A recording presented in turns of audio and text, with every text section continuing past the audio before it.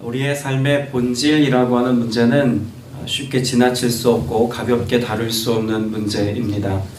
본질을 빼고 형식만을 갖추어서 무언가를 이루려고 한다면 어느 정도 겉으로 보여지기에는 아름답게 보일 수 있으나 그 진정한 가치를 잃었다라고 말할 수가 있겠죠.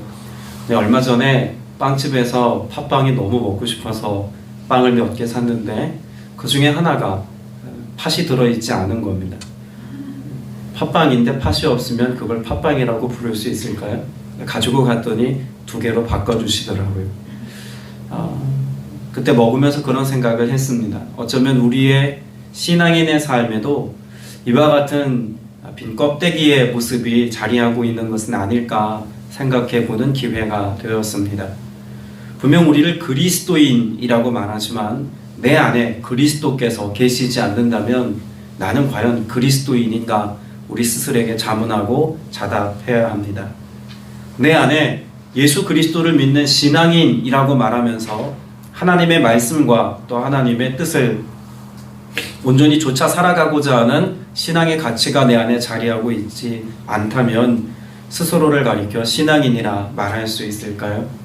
우리의 삶의 그 본질의 문제를 늘 염두에 두고 살아갈 수 있고 또 그 정체성의 문제를 가볍게 다루지 않을 때 우리는 주님의 길을 따를 수 있고 또 주님을 쫓아가는 사람이 될 수 있을 줄로 믿습니다. 예수님 시대에도 가장 중요하게 지켰던 절기들이 있습니다. 그 중에 하나가 유월절이죠. 유월절은 출애굽의 역사 속에서 하나님께서 베푸신 구원을 생각하고 어린 양의 피로 그 죽음의 경계를 넘어서서 그들이 하나님의 거룩한 백성으로 생명을 얻게 되어지는 생명의 사건을 기념하는 절기입니다. 만일 6월절에서 어린 양을 제외한다면 그 피의 역사를 제외한다면 6월절이 의미가 있겠습니까? 아무런 의미가 없겠죠.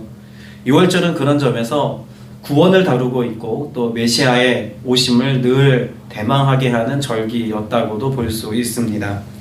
자, 그런 선 이해를 가지고 우리가 41절 이하 말씀을 본다면 오늘 본문의 내용은 단지 예수님의 어린 시절을 기록해 두기만 한 것이 아니라 당시의 시대상과 영적인 상태 또 그 시대에 우리가 이들의 모습 속에서 배워야 할 영적인 교훈과 가치는 무엇인지를 우리가 알 수 있을 것입니다. 41절에 보면 그의 부모가 해마다 6월절이 되면 예루살렘으로 가더니 라고 말합니다. 당시는 로마 통치 시기였습니다. 그래서 흩어져서 유대인들이 살고 있었기 때문에 절기를 지키기 위해서 예루살렘에 온다는 것은 참 어려운 일이었습니다. 흔히 디아스포라라고 불리워지는 흩어진 유대인들이 예루살렘을 향해서 나와 경배하고 예배하고 절기를 지키려면 많은 시간과 노력과 또 경제적인 여력이 있어야 나와 예배할 수 있었던 것을 생각해 본다면 예수님의 부모 역시도 이런 어려운 길을 기꺼이 선택할 수 있는 영적인 가치를 따라 살았다라는 것을 알 수가 있습니다. 예수님의 어린 시절을 기록하고 있습니다만 예수님의 어린 시절이 그저 앞절에 기록되어져 있는 40절처럼 하나님의 은혜가 충만했고 또 하나님의 지혜가 충만했기에 예수님이니까 특별하고 탁월했을 거야 라고 하는 이 막연함으로만 본문을 우리가 보아서는 안 됩니다. 본문 속에서 예수님의 어린 시절에 하나님을 경외하고 믿음의 삶을 살 수 있도록 그 부모가 얼마나 신앙의 가치를 선택하고 또 믿음의 가치를 따라 살았는지를 우리가 염두에 두고 본문을 읽어야겠죠. 42절에 예수님께서 12살 되셨을 때에 절기의 관례를 따라 예루살렘에 올라가셨다라고 기록합니다. 왜 예수님의 12살이라고 하는 나이를 굳이 언급해서 기록하고 있을까요? 유대인들은 특별한 절기를 지키는 것만큼이나 성인식을 치르는 것을 매우 중요하게 생각했습니다. 지금은 남녀를 따지지 않고 유대인들은 모두가 13살이 되면 성인식을 다 진행을 합니다. 그런데 예수님 시대의 성인식은 남자와 여자가 성인식을 했던 나이가 다릅니다. 남자는 12살에 여자는 13살에 성인식을 했습니다. 그러니까 오늘 예수님의 12살 나이를 굳이 기록해 놓은 것은 단지 절기를 지키기 위해서만이 아니라 어떤 목적을 가지고 지금 예루살렘에 간다는 것을 알 수가 있겠죠. 뭐 하러 갑니까? 성인식을 치르기 위해서 예루살렘을 향해 가고 있다라고 하는 사실을 우리는 12살 나이를 통해서 알 수가 있습니다. 그래서 예수님께서 그 부모 곁을 떠나서 성전에 머물러서 랍비들과 함께 그렇게 말씀에 대하여서 토론할 수 있는 자격이 주어지는 때가 12살입니다. 그러니까 예수님께서 예루살렘에 남아서 성전에서 지금 토론하고 있다. 이거는 성인식을 다 치루어지고 난 뒤에 그 자격을 가지고 누구나 하나님의 말씀에 대해서 특별히 토라에 관해서 이렇게 논쟁할 수 있고 또 자신이 가지고 있는 성경 해석에 대한 이해를 피력할 수 있는 나이가 되었다는 것을 잘 알려주는 내용이죠. 43절에 보면 이 모든 절기와 예식을 다 마치고 돌아가는 길을 이야기합니다. 그런데 예루살렘에 예수님이 머무셨죠. 여러분, 이것을 단지 한 가정의 사건으로만 보자면 의미 없게 지나갈 수도 있습니다. 그런데 앞서 제가 전제했던 것처럼 본질의 문제를 한번 잘 생각해서 이 말씀을 대면해 보시기를 바랍니다. 절기가 6월절입니다. 그 6월절에 예수님이 예루살렘에 계십니다. 그러면 이 모든 지금 내용과 정황을 볼 때 6월절의 참된 의미가 예수로 인하여서 이제 완성되었다라고 하는 선언을 지금 하고 있는 것입니다. 6월절에 어린 양으로 오신 예수님께서 예루살렘에 계시다라고 하는 것은 6월절이 6월절답게 치루어지고 있음을 보여주고 있는 장면이죠. 여러분, 6월절이라고 하는 이 절기에 대해서 우리가 가볍게 지나갈 수 없는 것은 앞서 전제했던 것처럼 구원의 문제와 결부되기 때문에 그렇습니다. 예수님의 어린 시절, 예수님이 성인이 된 그때로부터 예루살렘에 머물러 있다라고 하는 이 사건은 이제 예수 오심을 통하여서 6월절의 본질이 예수님을 통해서 드러나게 될 어떤 상황에 대해서 예언적으로 또 혹은 가시적으로 지금 보여주고 있는 내용이라고도 볼 수 있는 거죠. 어린 양으로 오신 예수님. 자, 그런데 오늘 본문에 보면 이 가족이 예수님을 잃어버립니다. 아니, 예수님은 예루살렘에 머물러 있지만 가족들은 예수님을 예루살렘에 내버려두고 가족들만 떠나게 되죠. 사실 12살 된 성인식을 치른 사람이라고 본다면 그때부터 당장에 어른스럽게 행동하는 어떤 모습을 기대하기가 어렵습니다. 아직 유아입니다. 근데 그 12살 아이를 그 부모가 챙기지 못하고 예루살렘에 내버려두고 간다는 것 자체가 납득이 안 갈 수 있습니다. 그런데 잘 생각해 보면 44절 말씀에 동행 중에 있는 줄로 생각하고 라고 하는 말씀이 이에 대해서 답을 줍니다. 성인식을 치르는 것은요, 단지 한 가정의 행사이기만 하지 않습니다. 성인식을 치르기 위해서 고대도 그랬고 지금도 마찬가지입니다만 많은 재정을 들여서 가족과 친지들이 함께 축하하고 축복하는 마치 연회를 여는 것과 같은 그런 시기를 보냅니다. 그러니까 지금 이 나사렛에 살고 있었던 이 가족이 예루살렘에 올라와서 성인식을 치르고 6월절을 지키기 위해서 자기 가족만 온 게 아니라 오늘 본문 44절 후반부에도 나와 있는 것처럼 친족과 아는 자들을 많이 대동하고 함께 무리를 이루어서 갔다는 겁니다. 그러니 남편은 아내가 돌볼 거야, 아내는 남편이 돌볼 거야 라고 생각해 볼 여지가 충분히 있는 상황이기도 하죠. 또 남자와 여자가 구분되었던 그런 시대였고 어린아이가 또 구별되어서 무리지어 있었기 때문에 어쩌면 그 많은 아이들 무리 중에 아마 예수님이 있었을 것이라고, 누군가 돌보았을 것이라고 생각할 수 있는 충분한 여지가 있습니다. 그런데 오늘 본문 말씀은 단지 그와 같은 예수님을 잃어버린 어떤 사건에 관하여서 말씀하고 있는 것이 아닙니다. 그 시대 상황에 관해서 말하여 주고 있고 오늘을 살아가는 우리 그리스도인들의 삶에 대해서 잘 말해주고 있는 대목이라고 보여집니다. 예수님이 부재함에도 불구하고 있다고 생각한 이 가정, 여러분, 이것이 한 개인의 삶에 적용해보자면 이렇습니다. 내가 교회를 다니고 있으니 내 안에 예수가 없어도 그저 나는 신앙인으로 살아가고 있어 라고 여기며 살아갈 수 있다는 것입니다. 그 공동체성이 주는 안정감이 있죠. 누군가 돌볼 거야 라고 하는 막연함이 주는 안도감, 여러분, 이것이 오늘날의 교회 공동체 안에도 고스란히 적용이 됩니다. 내가 대형교회를 다니면 내 신앙이 대형인 것처럼 생각합니다. 작은 교회를 다니면 내 신앙이 작은 것처럼 위축되는 사람도 있습니다. 혹은 내 부모의 신앙과 내 공동체의 신앙이 건전하면 오늘 내 신앙이 내가 하나님을 갈망하고 예수 그리스도를 찾고 믿음의 삶을 선택하지 않아도 내 신앙이 건전할 거라고 스스로 자위하며 오늘을 살아갈 수 있다는 이야기입니다. 그 공동체성이 주는 오늘 영적인 안도감은 우리의 신앙을 때로 위협하기도 한다는 거죠. 예수님을 잃어버렸다면, 그 예수 그리스도를 향한 신앙의 가치를 잃어버렸다면 여러분, 이것을 볼 수 있고 분별할 수 있는 시력과 영적인 감각이 우리에게 늘 있어야 한다는 이야기입니다. 동행 중에 있는 줄로 생각하고 라고 하는 44절의 말씀. 내가 오늘 예수님과 동행하고 있다고 생각하지만 실제로는 예수님이 없는 채로 살아갈 수 있다는 이야기입니다. 심지어 44절에 보면 하룻길을 간 후에 알았다고 합니다. 상당 시간이 지난 후에야 그것을 알아차렸다는 거죠. 그나마도 하루의 시간이 지나고 나서 이것을 인지하고 알았으니 다행 아니겠습니까? 오늘날 그리스도인들 가운데는 그저 하룻길이 아니라 1년이 지나도 2년이 지나도 10수년이 지나도 우리 신앙이 그저 괜찮은 것처럼 여기며 살아갈 수 있습니다. 이 코로나 시기를 지나면서 명확하게 드러난 것이 있죠. 공동체의 영성과 개인의 영성이 별개의 것이라는 것을 명확하게 드러내주는 시기를 우리는 살고 있습니다.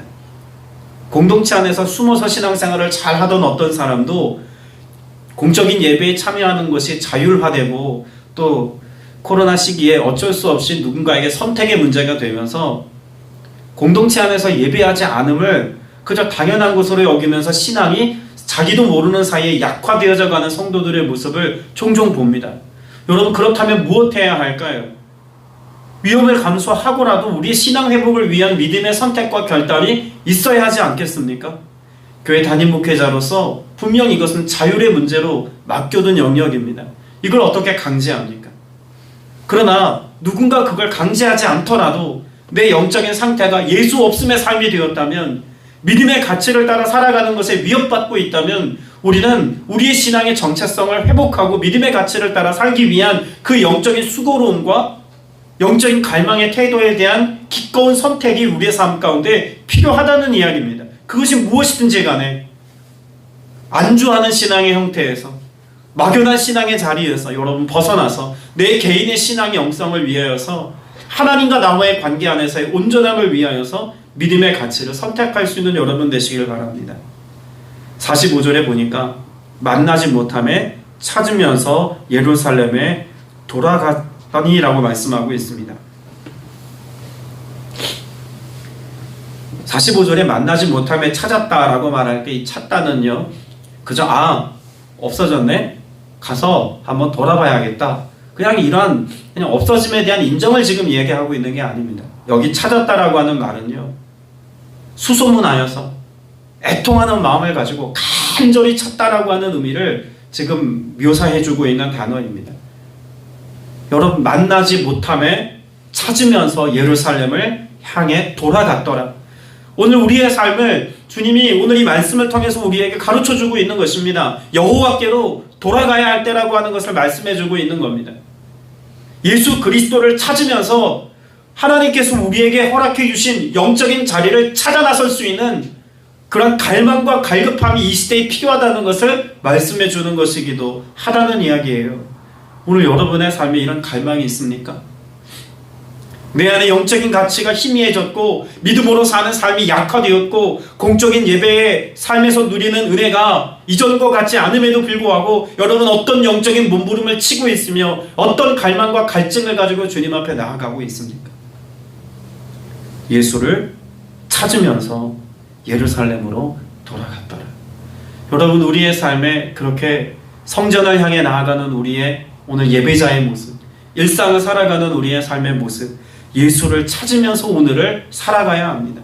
오늘 성전에서 드리는 이 예배 역시도 예수님을 만나고 예수님을 발견하고 예수님을 찾고 그네를 누리고 회복하기 위한 믿음의 가치로서의 선택이지 그저 일상을 살아가기 위한 우리의 어떤 습관 같은 것 정도로 여기서는 안 된다는 이야기죠. 46절에 보면 사흘 후에 성전에서 만났다라고 기록합니다. 그러니까 벌써 나흘이 지난 거죠. 근데 성경에서 사흘 후에라고 하는 이 말씀이 쓰여졌던 때는 공통적으로 무엇과 아주 연관성을 갖고 있는 날짜입니다. 3일. 여러분, 성경에서 3일이 시사하는 바는 무엇일까요? 일일이 다 그 내용들을 이야기하자면 무수히 많기에 그걸 다 이야기할 수는 없습니다만 대표적인 두 가지 사건만 생각해 봐도 3일이 갖는 의미를 우리는 잘 알 수 있습니다. 3일, 요나의 3일 생각해 보면 죽음에서 무엇으로 옮겨진 날입니까? 생명으로 옮겨진 날이죠. 예수님께서 무덤에 계시다가 며칠 만에 3일 만에 부활하셨죠. 자, 이 두 사건만 놓고 보아도 3일은 무엇을 상징하는 숫자일까요? 생명입니다. 앞서 6월절의 의미를 말씀을 드렸죠.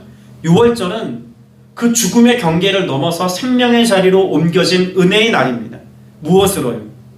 어린 양의 피로.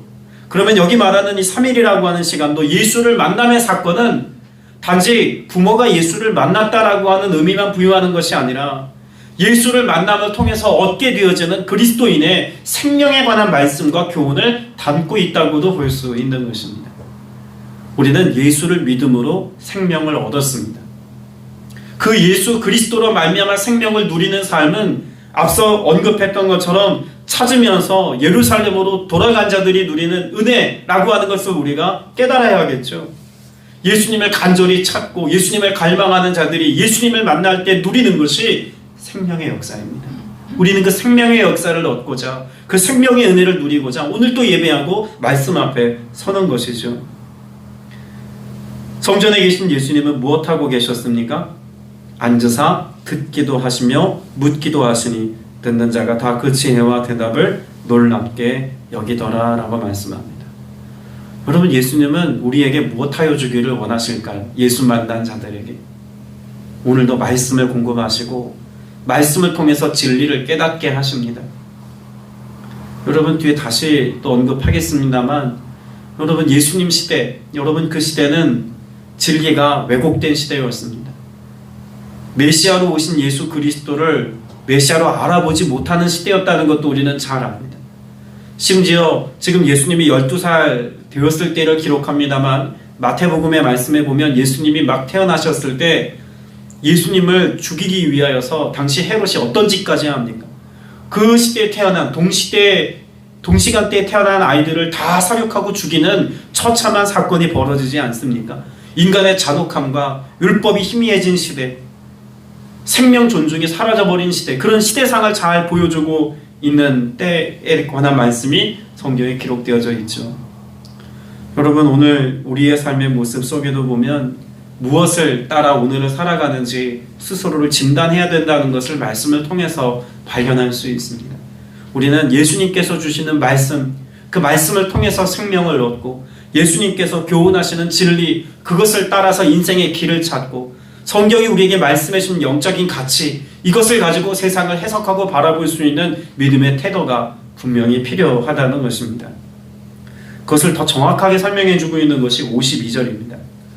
52절은 같이 한번 읽어보겠습니다. 시작. 예수는 지혜와 키가 자라가며 하나님과 사람에게 더욱 사랑스러워 가시더라. 52절의 내용은 예수님이 어린 시절에 이런 모습이었다라고 하는 것을 객관적으로 설명해 주는 말입니다. 그런데 그와 같은 묘사는 어떤 의도를 가지고 기록되었다고 충분히 보여지는 내용입니다. 사무엘상 2장 26절에 보면 어린 사무엘에 관해서 말씀한 구절이 있는데 그 말씀의 구조가 오늘 누가복음 2장 52절의 내용에 기록된 말씀의 구조와 똑같습니다. 저희가 사무엘상 2장 26절의 말씀을 읽어드리겠습니다. 아이 사무엘이 점점 자라매 여호와와 사람들에게 은총을 더욱 받더라. 여러분, 52절의 말씀과 문장 구조가 똑같죠. 여러분, 이 말씀을 사무엘상의 이 사무엘의 어린 모습을 묘사하는 것과 예수님의 어린 시절을 묘사하는 것은 의도가 있습니다. 성경에서 해석학적으로 보면 그 시대상을 반영할 때 그 시대상을 정확하게 묘사하기 위해서 이런 똑같은 말씀의 내용을 인용하여 기록해 놓는 것이 일반적인 해석법입니다. 자, 그렇다면 지금 예수님의 이와 같은 어린 시절의 모습을 사무엘의 어린 시절의 모습과 똑같이 기록해 두었다는 것은 예수님의 어린 시절의 시대가 어떤 시대를 닮았다는 겁니까? 사무엘이 어린 시대, 그 성장했던 그 시대와 동일하다, 비슷하다, 닮았다, 이것을 말해주고 있는 내용인 겁니다. 자, 그러면 사무엘상에 기록되어져 있는 어린 사무엘의 시대, 영적인 상태가 어떠하다고 기록하고 있을까요? 대표적인 두 구절만 봐도 우린 충분히 알 수가 있습니다. 당시 사무엘의 아버지였던 이 엘가나라고 하는 사람을 사무엘상 1장 1절에서부터 2절에 기록하죠. 그런데 1장 2절에 보면 엘가나의 모습을 어떻게 기록하냐면 그에게 두 아내가 있으니 라고 기록합니다. 엘가나 직분이 뭐라고요? 제사장이죠. 제사장은 아내가 한 명만 있어야만 합니다. 다른 유대인 남자는 차제해두고 제사장은 결코 한 아내의 남편이어야 합니다. 그런데 제사장임에도 불구하고 아내가 둘이었다는 말은 무엇을 의미할까요? 제사장들의 영적인 타락과 영적인 삶의 경건의 모습이 무너졌음을 보여줍니다. 여러분, 예수님 시대에도 어떤 문제가 가장 큰 문제였을까요? 제사장들이 예수 그리스도를 알아보지 못했을 뿐만 아니라 그들의 돈에 대한 탐욕과 권력과 지배욕에 점철되어진 그들의 영적인 삶의 무너짐은 예수님께서 성전 정화 사업을 통해서 명확하게 보여준 사건이기도 합니다. 사무엘상 3장 1절 말씀에 보면 아이 사무엘이 엘리 앞에서 여호와를 섬길 때에는 여호와의 말씀이 희귀하여 이상이 흔히 보이지 않더라라고도 말씀합니다. 말씀이 부재한 시대, 하나님의 일하심을 더 이상 맛볼 수 없는 시대, 그것이 어린 사무엘의 시대였는데 예수님 시대도 마찬가지였다는 것입니다. 율법을 해석하는 이들이 많았고 또 사두개인과 바리새인들, 서기관들이 많았지만 그럼에도 불구하고 백성들에게 예수 그리스도에 관한, 메시아에 관한 바른 진리의 말씀을 가르쳐 선포하고 외치는 믿음의 사람들을 찾아보기가 희귀한 시대였다는 것입니다. 더불어서 하나님이 하시는 일들이 더 이상 경험되지 않는 시대. 여러분, 구약과 신약 사이에 그 중간기라고 하는 것이 있습니다. 신구약 중간기. 그 중간기가 한 400년 동안 지속되는데 이 400년의 역사 동안 예언자, 선지자, 하나님의 역사함을 드러내는 사람들, 이런 사람들을 찾아볼 수 없는 중간기의 역사가 있습니다. 그리고 예수님의 시대가 이제 막 시작된 것이죠. 그럼 이 시대의 상황도 어떻다는 것입니까? 하나님의 말씀을 선포하는 예언자와 선지자가 사로잡아버린 시대, 하나님의 말씀을 바르게 선포하고 진리를 외치는 사람들을 찾아볼 수 없는 시대. 그래서 3장에서는 세례 요한이 등장하죠. 선지자와 예언자와 같은 역할을 해주는 사람이 등장하는 것입니다. 예수님 시대가 그랬다는 거죠. 자, 그럼 이게 왜 중요할까요?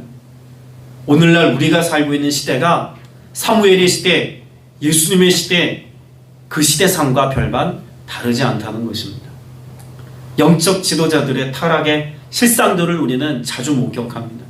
교회가 많아지고 부흥했으며 한국교회 그 규모나 그 역사가 그 어느 때보다도 크고 놀라운 하나님의 일들을 이루었다 할 만한 업적을 이루는 그런 교회상을 우리는 보고 있습니다만 동시에 부패함과 타락함과 마치 또 다른 종교 개혁이 필요할 만큼의 교회적 시대상을 우리는 마주하는 때를 살고 있습니다. 성경에 기록된 하나님의 말씀을 강론하는 자들 많지만 그러나 그 말씀을 정말 사모하여서 그 말씀이 우리에게 전달해 주고자 하는 진리를 알려고 하는 사람, 그저 감정적인 위로와 정서적인 위로가 아니라 말씀이 오늘 우리에게 무엇으로 도전하고 있으며 어떤 길을 제시하고 있고 그 길을 따라가기 위해서 우리는 무슨 선택을 해야 되는지 진리의 말씀을 알고자 하는 영적인 수고와 노력을 더 이상 기울이지 않는 어떤 시대에 살고 있다는 것입니다. 이상이 보이지 않습니다. 1970년대, 80년대만 해도 많았던 수많은 표적과 기적들, 수많은 병고침의 역사와 하나님의 선명하게 일하셨던 하나님 역사하심의 일들, 교회가 세워지고 교회가 부흥하면서 이건 정말 하나님이 하셨어라고 고백할 수밖에 없었던 수많은 하나님의 역사들이 더 이상 교회에서 희미해져 버린 시대를 우리는 오늘 살고 있다는 이야기입니다. 그럼 이 시대상이 오늘 우리의 시대상과 닮았다고 말하는 게 무리이겠습니까? 단지 예수님의 어린 시절을 보여주고자 함이 아닙니다. 그 시대상을 반영하고 있다면 오늘 우리의 삶에도 예수님을 다시 묵상하는 이 사순절의 기간 동안 우리에게 영적 회복이 일어나게 하여 주옵소서. 더욱더 하나님의 말씀을 갈망하며 말씀이 내 삶이 되게 하시고 말씀이신 예수님을 따라가는 믿음의 결단과 믿음의 태도가 회복되게 하여 주옵소서. 내가 그리스도인이라는 정체성을 가지고 살아가는 것이 교회 다니는 사람이 아니라 그저 종교란에 기독교라고 쓰는 사람이 아니라 내가 예수님이 살아가신 그 길을 내가 따라가겠습니다의 신앙의 결연함과 믿음의 가치가 내 삶 가운데 회복되어 이것을 은혜로 누리는 삶. 여러분, 이것이 오늘 여러분의 삶과 가정과 자녀의 세대들에게까지 이루어질 수 있기를 축복합니다. 이 말씀이 오늘 여러분의 삶에 성취되기를 또한 소망합니다. 기도드리겠습니다.